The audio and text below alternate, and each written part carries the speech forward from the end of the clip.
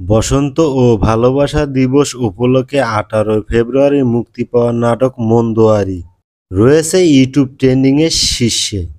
জাকারিয়া শৌখিনের চিত্রনাট্য ও পরিচালনায় এই নাটকে প্রধান দুই চরিত্রে অভিনয় করেছে জিয়াউল ফারুক অপূর্ব ও নাজনীন নিহা।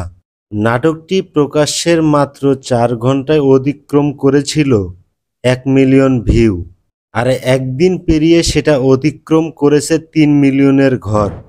১৯শে ফেব্রুয়ারি থেকে নাটকটি রয়েছে ইউটিউব ট্রেন্ডিংয়ের ১ নম্বরে। অনেক দর্শক নাটকটি দেখে ইউটিউবের কমেন্ট বক্সে লিখেছে সিনেমা হলে মুক্তি দেওয়া হোক মন্দোয়ারি নাটকটি।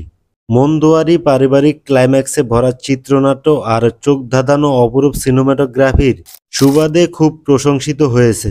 সিএমবির ব্যানারে ইউটিউবে মুক্তি পাওয়া মন্দোয়ারি গল্পে দেখা যায় যুক্তরাষ্ট্র প্রবাসী অপূর্ব হঠাৎ গ্রামে ফেরেন দাদিকে বেটার লাইফ দেওয়ার জন্য নিয়ে যেতে, কিন্তু পারিবারিক বন্ধন ছেড়ে দাদি দিলারা জামান যেতে চায় না।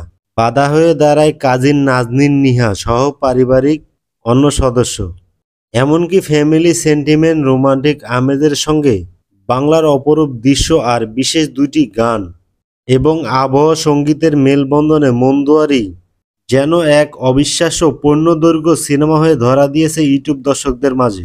মুক্তির শুরুতে এমন প্রাপ্তি প্রসঙ্গে নির্মাতা জাকারিয়া শৌখিন বলে, আমাদের দর্শক বরাবরই ইমোশনাল এবং ফ্যামিলি ওরিয়েন্টেড, এই কারণে তারা পরিবার, দেশ এবং মানুষের গল্প পছন্দ করে। জানুয়ারি শুরুতে নতুন সিনেমার ঘোষণা দেন পরিচালক আলোক হাসান। সিনেমার নাম রাখা হয় টগর। নায়ক আদর আজাদের বিপরীতে দিঘিকে রেখে তখন সিনেমাটির অ্যানাউন্সমেন্ট টিজার প্রকাশ করা হয়। এবার জানা গেল সিনেমাটি থেকে বাদ দেওয়া হয়েছে দিঘিকে। রিসেন্টলি সিনেমাটির মোশন পোস্টার প্রকাশ পেয়েছে। পোস্টারে দিঘিকে বাদ দেওয়া হয়েছে, তার জায়গায় রাখা হয়েছে অভিনেত্রী পূজা চেরিকে। নায়িকা পরিবর্তন প্রসঙ্গে সিনেমার পরিচালক আলোক হাসান বলে, একাধিক কারণে আমরা নায়িকা পরিবর্তন করতে বাধ্য হয়েছি, তবে পেছনের বিষয় নিয়ে আর কিছু বলতে চাই না।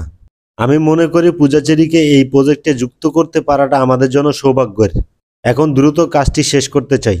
পূজা চেরি বলে, আলোক হাসান ও আদর আজাদের সঙ্গে এর আগে আমার কাজ করা হয়েছে।